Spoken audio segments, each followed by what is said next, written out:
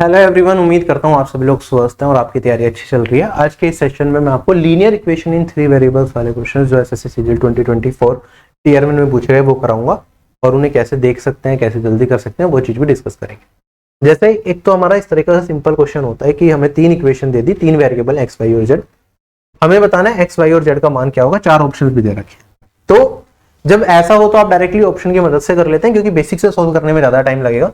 जैसे मुझे यहाँ पे x और z का रिलेशन दे रखा है कि x plus two z equal to three, पहले यही चेक कर लो। x plus two z three आएगा? नहीं आएगा। x plus two z four आएगा? ये भी नहीं हो सकता। x प्लस टू जेड, तो two into two four plus minus one, ये आ जाएगा थ्री, ये सेटिस्फाई कर रहा है। x प्लस टू जेड, ये आएगा जीरो, कट गया। तो एक ही इक्वेशन थी जो मेरी सेटिस्फाई कर रही थी, तो वही मेरा आंसर हो गया, क्वेश्चन हो गया खत्म। इस तरह के क्वेश्चन में कुछ भी नहीं करना, अगर ऑप्शंस में तीनों वैल्यूज दे रखी हो तो बहुत इजी हो जाता है। ठीक है, अभी मैं बेसिक से दोबारा आऊंगा करने के लिए। एक ऐसी सवाल ये था मेरे पास कि यहाँ पे तीन इक्वेशन दे रखी थी, आपको बताना था कि क्या सेटिस्फाई करेगा, चार वैल्यूज एक्स वाई जेड भी दे रखा है। तो आप कहेंगे सर पहले तो ये देखो सबसे आसान इक्वेशन कौन सी दिख रही है। देखो टू थ्री फोर सीक्वेंस में दिख रहा है, एक तो मुझे याद रखने में आसानी होगी जब मैं ऑप्शन से वेरीफाई करूंगा, और यहाँ पे पहले प्लस है फिर माइनस है और लास्ट रिजल्ट क्या है वन, तो इससे वेरीफाई करना आसान है। बाकी इससे करूंगा, देखो सेवन एक्स मल्टीप्लाई सेवन हो गया, नाइन हो गया, फिर वन है, अजीब सा सीक्वेंस है। फिर फाइव फोर एट, अजीब सा सीक्वेंस है और बड़ी वैल्यूज भी है, तो हो सकता है कैलकुलेशन थोड़ी बड़ी बन जाए। तो बेटर है मैं थ्री टू थ्री और जेड, अगर चूज भी करना है तो इस इक्वेशन को चूज करूंगा और उससे सोल्व करूंगा। टू थ्री और जेड, तो टू प्लस थ्री और यहां पे फोर जेड है तो माइनस फोर, क्या आ गया मेरे पास, वन आ रहा है, सेटिस्फाई कर रहा है। एक से चेक नहीं करना, आपको सारी इक्वेशन चेक करनी है। अगर दो वैल्यूज ऐसी हो गई जो इस इक्वेशन को सेटिस्फाई कर रहे हैं, फिर आपको अदर इक्वेशंस को भी ट्राई करना पड़ेगा। ठीक है, यहाँ पे वन वन माइनस वन है तो two plus three plus four हो जाएगा, तो ये वैल्यू बनेगी नाइन। एलएचएस में, एलएचएस वाला इधर लिख रहा हूं नाइन, तो ये नहीं होगा, यहाँ पे वन है, माइनस वन है। मेरे पास यहाँ पे लास्ट में क्या बनेगा, minus two plus three minus, ये जेड है वन, तो माइनस फोर, तो ये बन गया मेरे पास माइनस सिक्स माइनस थ्री, तो ये भी नहीं होगा। और अगर इसे करता हूं मैं तो एक्स वन है two minus three minus four, तो ये बनेगा मेरे पास माइनस फाइव, ये भी नहीं होगा। तो अगर मैंने डायरेक्टली इसी से देखा तो मेरा answer option number A set बैठ रहा है, क्वेश्चन खत्म हो गया। एग्जाम में इतनी करना है, अभी बेसिक से सोल्व करना सीखेंगे हम। अब अगला सवाल एक और इस तरीके का आ गया हमारे पास, ये दे रखी है, चार ऑप्शन दे रखे हैं, बता दो क्या आंसर होगा। कौन सी चूज करना हमारे लिए सबसे आसान रहेगा। ठीक है, तो आप देखो यहाँ पे जिसमें छोटी छोटी वैल्यूज हो, जैसे अगर मैं देख रहा हूँ फाइव थ्री सेवन है, टू टू फाइव है, तो ये इजियर लग रही है। और यहाँ पे भी टू कॉमन भी आ रहा है इसके अंदर मेरे पास। अगर मैं इधर देखता हूं तो टू थ्री फाइव तीनों डिफरेंट है, तीनों डिफरेंट है। ठीक है, तो मैं इसे अगर थोड़ा सिंप्लीफाई कर लूं तो two x minus y plus five z लिख सकता हूं। क्या ये 24 आ रहा है, नहीं आ रहा, बस ये चेक करेंगे।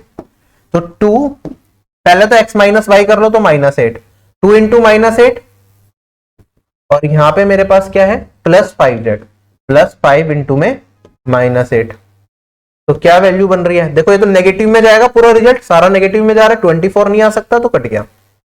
Five minus five minus minus eight, तो ये वाली वैल्यू हो जाएगी 13, तो ट्वाइस इंटू में 13, फिर मेरे पास प्लस फाइव इंटू में थ्री, तो ये तो ज्यादा चला गया, 24 से तो कहीं ज्यादा हो गया, 26 प्लस समथिंग आ रहा है, तो ये भी नहीं हो सकता।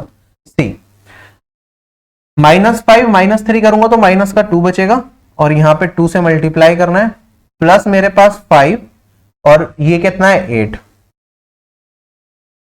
तो एट फाइव या 40 माइनस फोर करूंगा तो 36 आएगा, तो ये भी नहीं हो सकता, तो यही आंसर होना चाहिए। चेक करके देखते हैं, माइनस फाइव माइनस थ्री, ये हो गया माइनस एट, ये मेरे पास हो जाएगा, यहाँ पे टू से मल्टीप्लाई करना है और फिर प्लस थ्री और एट, आप देखेंगे एट को कॉमन ले लिया तो ये माइनस टू बनेगा, और ये फाइव बनेगा, फाइव माइनस टू थ्री, तो एट इंटू थ्री बचेगा, डेट इज 24, ये सेटिस्फाई कर रहा है, तो यही आंसर आ जाएगा। ठीक, अगले सवाल पे चलते हैं, फटाफट से देखिए, बढ़िया सवाल है ये, करके देखिए।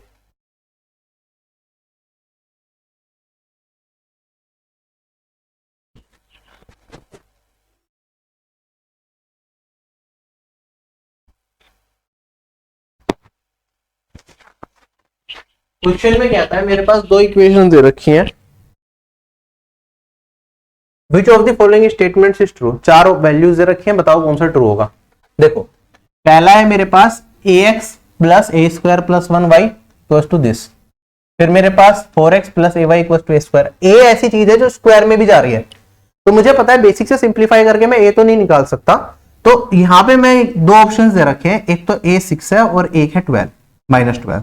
तो एक बार ए को 6 रख के देखते हैं, तो पहली इक्वेशन क्या बनेगी मेरे पास 6x plus 37y equals to 4, और दूसरी बनेगी मेरे पास 4x plus 6y equals to 36, पहली इक्वेशन।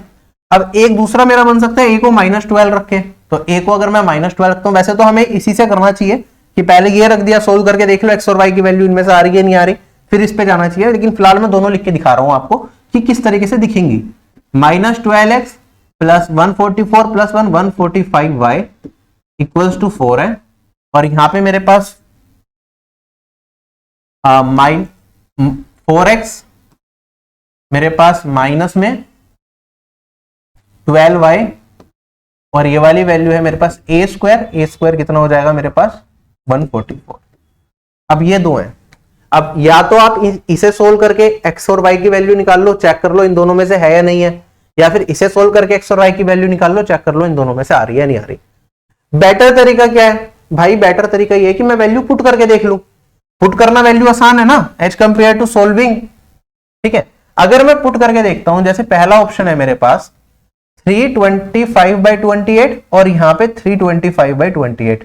अब ये मुझे पता चल रहा है ये वाली वैल्यू 28 से नहीं कट रही है, 28 से नहीं कट रहा। जब मैं एक्स और वाई को यहां पे रखूंगा, ठीक है, डिवाइडेड बाय 28 करने के लिए, तो कैलकुलेशन थोड़ी सी तो मुश्किल है, डिनोमिनेटर में जा रहा है। तो एक काम करते हैं, पहले इसे छोड़ के मैं इस वाले को ट्राई करके देख लेता हूं। ये इजी कैलकुलेशन दिख रही है, सिंगल वैल्यूज में है, तो मेरे पास 6 इंटू में यहां पे 48 है प्लस 37 इंटू में मेरे पास यहां पे y का मान दे रखा है 4, और ये किसके बराबर 4 के बराबर। क्या ये चीज पॉसिबल है? आप देखो लॉजिकली देखो कि इतनी बड़ी वैल्यू क्या ये 4 के बराबर हो सकती है? नहीं हो सकती, तो ये कट गया। ऐसे ही अगर मैं यहां पे देखता हूं तो सिंपलर वैल्यू मुझे ये दिख रही है। अगर मैंने दोनों ऐसे लिखे हैं तो मैं ये वाले में ट्राई करूंगा। आप कहेंगे सर x को अगर 48 रख दिया तो मेरे पास y4, दोनों में से किसी में भी ट्राई कर लो। तो मैं ये वाला कर लेता हूं, ये सिंपल दिख रहा है ऊपर वाले के कंपैरिजन में, क्योंकि बड़ी वैल्यू से मल्टीप्लाई करना पड़ेगा। x को रखा मैंने 48, तो 48 इंटू में 4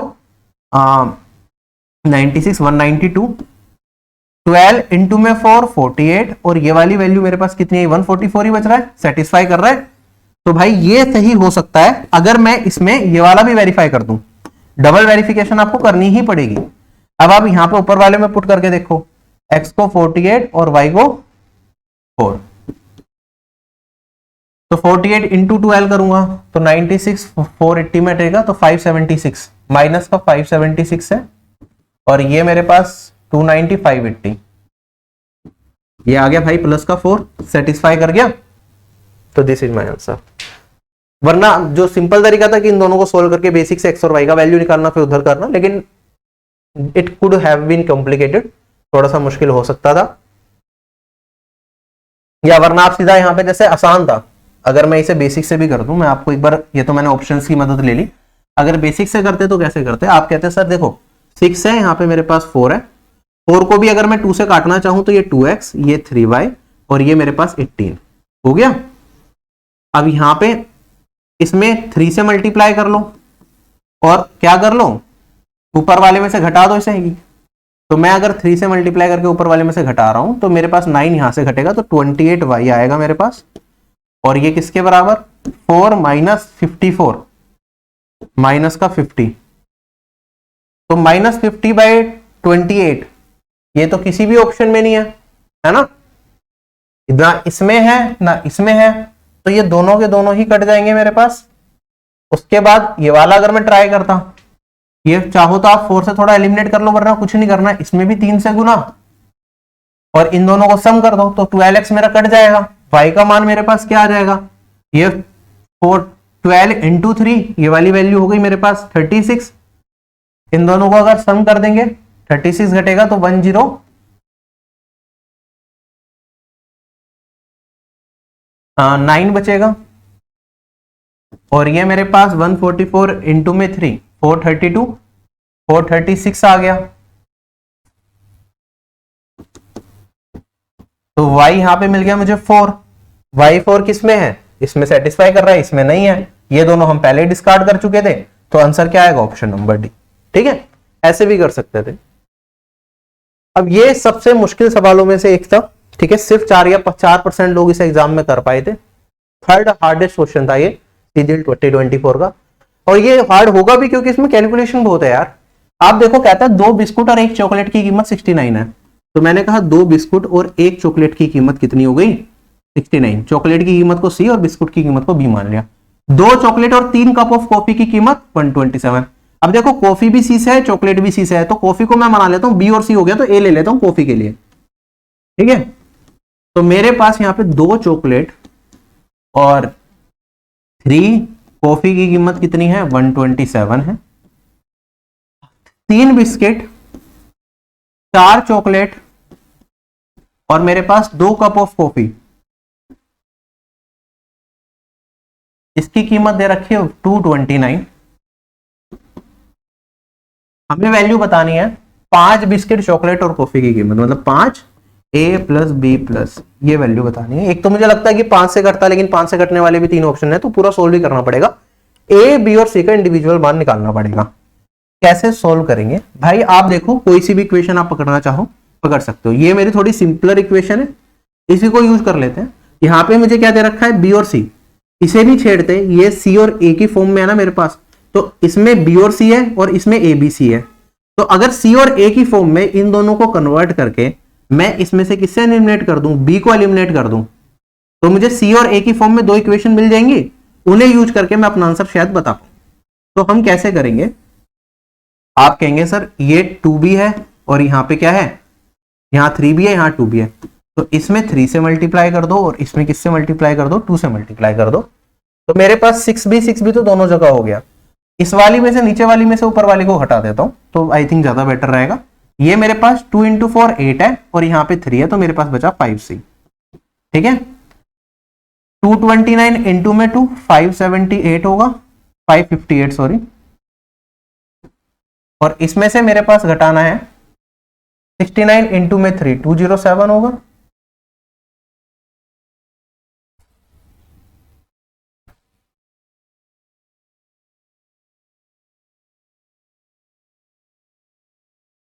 ये 5c और a भी तो बच रहा होगा कुछ,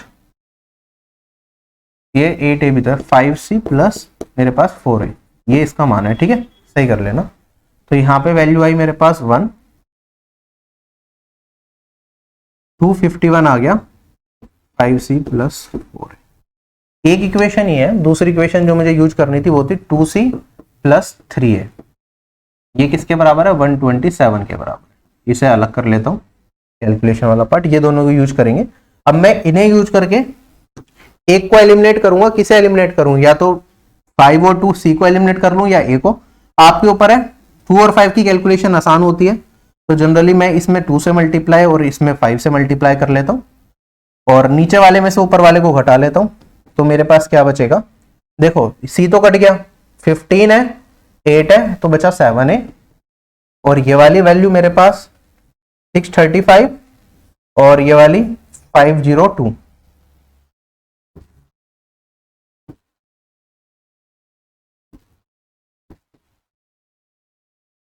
ये बचा 133, 7a, और a का मान आ गया मेरे पास यहाँ पे 19 इंटू 7 होता है ना 133, तो a आ गया 19। अगर a 19 है तो b बताओ भैया कितना होगा, यहाँ पे पुट कर दो, 19 3 जा 57, इसमें घटाऊंगा तो मेरे पास 70, c आ गया मेरे पास 70/2 35, c 35 है तो इसमें घटाएंगे 24 बचेगा, नहीं 34 बचेगा, 2 से काट दूंगा तो 17, बी हो गया 17। तीनों वैल्यूज मिल गई, सम कर दो, क्या वैल्यू बन रही है, ये 36 35 71, आंसर आ गया मेरा 355। स्टेप बाय स्टेप आपको चलना है, स्टेप्स पता होने चाहिए कैसे करना है, हो गया तो दिक्कत नहीं आएगी। ये क्वेश्चन आपका मिनिमम 2 मिनट लेगा, और हो सकता है कि प्रैक्टिस कम हो तो 3 मिनट तक भी चला जाए, और कुछ बच्चों ने सिली मिस्टेक कर दी सोल्व करते टाइम, तो हो सकता है ना भी हो पाए। ठीक है, तो 3 इक्वेशन वाले क्वेश्चन अगर हो और आपको पूरा सोल्व करना पड़े तो दिक्कत करेंगे एग्जाम में, ये मान के चलना। अगला सवाल ये भी बहुत अच्छा सवाल है, कहता है कि हमारे पास ये कुछ इक्वेशंस दे रखी हैं जिसमें 3 वेरिएबल है एक्स, वाई और जेड। तो तीनों वेरिएबल हमारे क्या है, consecutive natural number, consecutive integers हैं। क्या है, कॉन्जिक्यूटिव इंटीजर्स। तो हमें बताना है कि ए का मान क्या होगा। 4 ऑप्शंस भी दे रखे हैं। एक तरीका तो यह है कि हम ए का मान चारों में से एक एक करके पुट करें, फिर एक्स वाई जेड की वैल्यू निकालें जिसमें कॉन्जिक्यूटिव इंटीजर जाए वो आंसर हो। वरना दूसरा तरीका, थोड़ा बेटर तरीका हम क्या कर सकते हैं, देखो अगर ये कॉन्जिक्यूटिव इंटीजर है तो मैं इसे मान लेता हूं फिलहाल चीजों को सिंप्लीफाई करने के लिए, एक्स को एक्स रहने देता हूं। हो सकता है मेरा फिर अगर कॉन्जिक्यूटिव इंटीजर है तो वाई क्या हो, एक्स प्लस 1 हो, और जेड क्या हो मेरे पास, एक्स प्लस 2 हो। जनरली हम इस तरीके से करते हैं कॉन्जिक्यूटिव इंटीजर्स वाले केस में। लेकिन देखो एक्स वाई जेड तीनों वेरिएबल है, कॉन्जिक्यूटिव है, कोई दिक्कत नहीं है। लेकिन ऐसा भी तो हो सकता है कि मेरे पास, ये तो मैंने केस 1 लिखा, दूसरा केस 2 मेरा ये बन सकता है इसके अंदर भाई कि जेड सबसे छोटा हो, फिर वाई हो, फिर वाई हो। ऑर्डर तो हमें दे नहीं रखा कि एक्स सबसे बड़ा है या एक्स सबसे छोटा है। तो मैं कह सकता हूं कि भाई या तो ये होगा या फिर जेड सबसे छोटा होगा, फिर ये जेड प्लस 1 होगा, फिर ये जेड प्लस 2, ऐसा भी हो सकता है। तो जनरली मेरे पास जो केस बनेंगे वो ये 2 केस बन सकते हैं।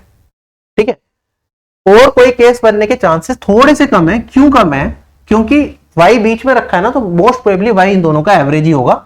ठीक है, तो मिडल वैल्यू जो है वो वाई के ही चांसेस ज्यादा रहेंगे। होने को ये भी हो सकता है एग्जामिनर इस तरीके से बना दे कि भाई एक्स जेड और वाई क्या हो, कॉन्जिक्यूटिव इंटीजर हो, बट रेयर चांस है, बहुत रेयर चांस है कि इस सीक्वेंस में वो कॉन्जिक्यूटिव बने। तो मैंने 2 चीजें देखी, मैं दोनों को एक एक करके ट्राई करूंगा और फिर अपना आंसर बताऊंगा कि मेरा आंसर क्या है। तो एक काम करते हैं, पहले मैं केस 1 को ले लेता हूं, फिर मैं केस 2 पे काम करूंगा। तो मैंने लिखा केस 1, तो उसमें x, x प्लस 1 और x प्लस 2, तो मैंने रखा यहां पे x रख दिया, y को x प्लस 1 रखूंगा, तो मेरा अभी पूरा लिख देता हूं, नेक्स्ट केस में थोड़ा जल्दी कर लूंगा। और यहाँ पे x प्लस 2 रखा, तो मेरे पास क्या आया 2a। आप सिंप्लीफाई करेंगे तो मेरे पास x से x कट गया, यहाँ पे -1 बचा, ये प्लस का 1 रह जाएगा, और x प्लस 1 मेरा किसके बराबर, 2a के बराबर आ गया। एक तो ये चीज हो गई। अब यही चीज मैं इधर रख दूंगा, तो आप कहेंगे सर x, अब थोड़ा फास्ट कर लो, y क्या है, x प्लस 1, तो x तो आएगा ही ना, x 4x और यहाँ पे -2x, 5 - 2 ये बचेगा 3x, और ये इंटीजर में 4 - 4, तो ये कट जाएगा 0, और ये बचेगा मेरे पास 3, 4 माइनस है। अगर आप देखेंगे यहाँ पे 3 से 3 भी कट गया, x मेरा 4 - a आ रहा है। अगर ये वाला x मैं इधर पुट कर देता हूं, x को क्या कर दू, 4 - a इधर पुट कर देता हूं, तो 4 - a प्लस 1 किसके बराबर, 2a के बराबर हो गया, और 5 = 3a। भाई अब a क्या आ गया, 5/3। क्या ये पॉसिबल है, आप ये बताइए। अगर मेरे पास ये सारे, मेरे पास ये चीज दे रखी है 5/3, ऑप्शन में जब a का मान या तो 2 होगा या 4 होगा या 1 होगा या 3 होगा, जब ये ऑप्शन में है ही नहीं, तो हमने जो केस माना है ये सीक्वेंस फॉलो नहीं हो सकता कि x सबसे छोटा हो, फिर ये हो, फिर ये हो। तो ये वाला केस तो मेरा कट गया। अब मैं सेकंड केस को लूंगा और उससे करने की कोशिश करता हूं, क्या पता मुझे आंसर मिल जाए। तो अब मैं क्या करूंगा, ये हो गया z प्लस 2, ये z है, और मेरे पास ये z प्लस 1 है। तो आप फिर से सॉल्व करेंगे तो मेरे पास ये बचेगा अब यहाँ पे z प्लस 2। अब z और 2 मेरा सेम बनता है, तो इसके लिए मैं z को कुछ और मान लेता हूं, से मान लेता हूं मैं इसे k मान लेता हूं, तो k प्लस 1 और k प्लस 2। ठीक है, तो मेरे पास यहाँ पे k प्लस 1 और यहाँ पे k प्लस 2, यही होगा, और ये 2a के बराबर। सिंप्लीफाई करेंगे तो मेरे पास यहाँ पे बचा k प्लस 1 और ये किसके बराबर, 2a के बराबर आ गया। ऐसे ही अब मैं पिछले केस में भी अगर आप देखते तो सिमिलर इक्वेशन बन रही थी। अब यहाँ पे k प्लस 1 2 k प्लस 1 ऐसे रखूंगा, तो k तो हर जगह आ रहा है, k 4k और -2k, तो ये 3k तो एज इट इज आएगा मेरे पास। उसके बाद यहाँ पे 2 प्लस 4 6, और ये आ गया मेरे पास 3 4 माइनस। अगर आप देखेंगे 3 से 3 कट जाएगा मेरे पास, तो k प्लस 2 ये आ जाएगा 4 - a के बराबर। अब इसे सोल्व करता हूं, a प्लस वन अगर 2a था तो इसे 2a प्लस वन लिख सकता हूं। आप देखेंगे यहां पे ये a इधर आके कट जाएगा तो a बचेगा, प्लस 3a हो जाएगा, और 4 माइनस 1 ये हो जाएगा 3। 3a इक्वल्स टू 3, तो a का मान मेरे पास कितना आ गया, 1 आ गया। अगर a का मान 1 आ गया तो ये ऑप्शन में भी है, तो ये सेटिस्फाई कर रहा है, यही आंसर होएगा। आप चाहें तो अब ये वेरीफाई करना है अगर आपको फिर से, तो आप इस इक्वेशन में एक बार रख के देख लो कि भाई जो मैंने रिजल्ट माने वो वेरीफाई कर भी रहे हैं या नहीं कर रहे। ठीक है, तभी आप श्योर हो पाएंगे, क्योंकि मैंने 2 केसेस दिखाए, केसेस तो बहुत सारे बन सकते हैं। ठीक है, सिर्फ 1-2 केस नहीं है। मैंने कहा कि ये इंटीजर दे रखी, किसने कहा कि एक्स वाई और जेड ये कॉन्जिक्यूटिव है, तीनों वेरिएबल्स मेरे कॉन्जिक्यूटिव है, यहाँ पे तो नहीं लिख रखा, इन्होंने सिर्फ 3 इक्वेशन दे रखे। अगर क्वेश्चन में क्या था कि x y z consecutive integers हैं तो मैं मान लेता, क्वेश्चन में तो ये वाली वैल्यू भी नहीं लिखी हुई ना एक्स वाई जेड, उन्होंने कहा 3 वेरिएबल्स है और वो कॉन्जिक्यूटिव है, तो जरूरी थोड़ी है वो सीक्वेंस में हो, तो there can be multiple cases as well, right. तो so we need to verify here. ठीक है, एग्जामिनर जब लैंग्वेज पे खेल ही रहा है तो वो किस तरीके से भी खेल सकता है, वरना लॉजिकली तो यही वाला केस देना चाहिए था एग्जामिनर को और आंसर निकाल देना चाहिए था, लेकिन उसने ये वाला केस ना देके ये वाला केस दिया है। ठीक है, तो लैंग्वेज पे खेल रहा है तो फिर तो हर चीज चेक करो। अब मेरे पास यहां पे क्या हो गया, 2a है, 2x है मेरे पास, हाँ। तो यहां से अगर आप वैल्यू निकालना चाहें k की, तो मेरे पास k का मान क्या निकल के आएगा, a 1 हो गया, तो k भी क्या हो जाएगा सोल्व करके, k निकल के आया मेरे पास 2 माइनस 1 1। तो k अगर 1 हुआ तो z ये 4 बचेगा, ये मेरे पास 1 प्लस 1 2, तो ये माइनस 6 हो गया, और ये 3 2 6 हो गया, और ये किसके बराबर आ रहा है, नहीं आ रहा, 6 माइनस 2 इंटू 1, तो यहाँ पे भी 4 है, ये भी 4 आ रहा है, LHS आर जिसके बराबर हो गया, सेटिस्फाई कर रहा है, तो ये आंसर है भाई, कोई चैलेंज नहीं कर सकता इसे। So this marks the end of this class. I hope you enjoyed the class and all the questions. Exam में आएंगे आप कर पाएंगे। इस तरह के क्वेश्चंस थोड़े से कॉम्प्लिकेटेड तो रहेंगे, 1 मिनट में तो कर पाना पॉसिबल है नहीं, 2 से 3 मिनट चली जाती हैं। ठीक है, और नया क्वेश्चन पहली बार इस तरीके का देखोगे तो फंसोगे, और दोबारा भी अगर सेम टाइप का क्वेश्चन बना के मैंने मुक में डाला तो 2 से 3 मिनट आपकी जाएंगी, चिंता मत करना इस तरह के क्वेश्चन में। ठीक है, तो लास्ट के लिए छोड़ दें, आराम से फ्री माइंड से करने वाले सवाल है ये। रेगुलर जो सवाल होते हैं, जो बेसिक अलजेब्रा के जब मैं क्वेश्चंस कराऊंगा आप देखोगे वो तो सीक्वेंस में आप मजे मजे में सारे उड़ाते चले जाओगे, तो कोई दिक्कत नहीं आएगी। ठीक है,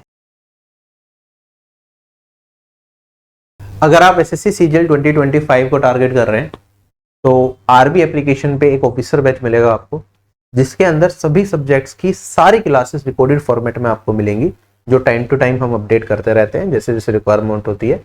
जैसे अभी सीजीएल 2024 का एग्जाम हुआ तो उसके बेस्ट क्वेश्चंस उसके अंदर ऐड कर दिए गए हैं, उससे रिलेटेड जो क्लासेस में चेंजेस अगर रिक्वायरमेंट है कहीं करने की तो वो चेंज कर दिया जाता है, और डेली बेसिस पे आपको टारगेट्स दिए जाते हैं जिससे कि आप एक कंसिस्टेंट वे में तैयारी कर पाएं। ठीक है, दिन का आप 8 से 9 घंटे पढ़ाई के लिए निकाल पाए, आपके साथ कॉम्पिटिटर्स हों, जिससे कि आपके अंदर एक कॉम्पिटिटिव स्पिरिट है। जब आप देखेंगे कि बाकी लोग चीज़ों को कर पा रहे हैं अच्छे तरीके से और आप नहीं कर पा रहे, तो ऑब्वियसली आप और मेहनत करेंगे। वरना होता क्या है ना, रैंडम तरीके से लगता है 6-8 महीने हमारे पास तो एग्जाम में, इतने में तो हो जाएगा, लेकिन रियलिटी ये है कि 8 महीने तो तैयारी करते टाइम ऐसे निकल जाएंगे, आपको पता भी नहीं चलेगा। अगर दिन का 8-8 9-9 घंटे पढ़ोगे 8 महीने तक, तब जाके एक अच्छी पकड़ आपकी सब्जेक्ट्स पे बनेगी, और तब जाके आप टॉप रैंक तक पहुंच पाओगे। ढीले ढाले तरीके से तैयारी करोगे तो इस बार नहीं हुआ, अगली बार फिर से नहीं होगा, सेम चीज रिपीट होती रहेगी, राइट। तो एक स्ट्रक्चर्ड वे में तैयारी करने के लिए आप आरबी से जुड़ सकते हैं, जिसमें हर महीने एक नया टारगेट ग्रुप स्टार्ट होता है महीने की स्टार्टिंग में फॉर सीजीएल 2025। तो अभी दिसंबर में आपका एक टारगेट ग्रुप स्टार्ट होगा 1 या 2 दिसंबर से, फिर जनवरी में भी होगा। तो एग्जाम से 5-6 महीने पहले तक ये टारगेट ग्रुप्स आते रहते हैं, तो यू मस्ट ज्वाइन अगर आपको लगता है, जिसमें क्लास जो इतनी सारी है उसमें कौन सी क्लास कैसे देखनी है, कौन सी क्लास के बाद कौन सा टेस्ट देना है, सारी चीजें डिटेल में बताई जाती हैं। और सारे टियर 1 और टियर 2 के टेस्ट भी इसके साथ फ्री रहते हैं। हिंदी सब्जेक्ट किसी और एग्जाम को टारगेट कर रहे हो जिसमें हिंदी आती है तो हिंदी सब्जेक्ट भी डला हुआ है, स्टेनोग्राफी आती है तो स्टेनोग्राफी की क्लासेस भी अवेलेबल है। सारी चीजें एक ही पैकेज में आपको मिल जाती हैं। पीडीएफ कुछ इस तरीके से बनाई है हमने जिससे कि आपका कम से कम टाइम लगे, कि क्वेश्चंस वाली पीडीएफ आपको अलग दे रखी है, खाली अगर आपको क्वेश्चन सॉल्व करने हैं। अगर आपको नोट्स बनाने हैं तो क्वेश्चंस की पीडीएफ जिसके अंदर स्पेस भी हो जिससे कि आप अपना सॉल्यूशन लिख पाए, इस तरह की पीडीएफ अलग से प्रोवाइड होती है जिससे कि आपका टाइम बचे।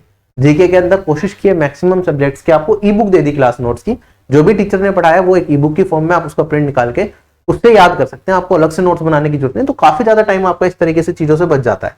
ठीक है, बाकी आपको लगता है इंडिविजुअल सब्जेक्ट्स के लिए मुझे हेल्प की नीड है, आपको मैथ्स डिटेल में पढ़ना है तो आप द्रोणाचार्य बैच ले सकते हैं जिसमें मैथ्स और रीजनिंग की सारी क्लासेस और टीयर 1 के मॉक्स मिल जाएंगे आपको। ठीक है, ऑफिसर बैच में टीयर 1 प्लस टीयर 2 सारे मॉक्स होते हैं और सारे सब्जेक्ट की सारी क्लासेस होती हैं।